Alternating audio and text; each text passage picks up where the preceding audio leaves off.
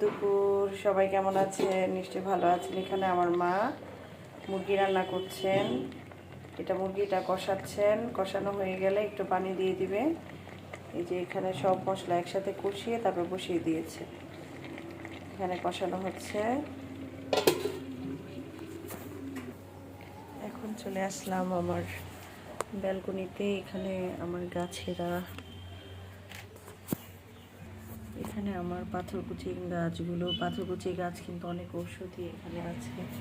আমাদের money plant, এখানেও money plant, এখানেও মানি প্ল্যান্ট, মাশাআল্লাহ অনেক একদম বড় সড়ো হয়েছে। আর এখানে কিছু খাবার রেখেছি পাখিদের জন্য। এখানে বারান্দায় কিছু পাখি আসে, পাখিরা এসে খায়, ভালো লাগে আমার কাছে।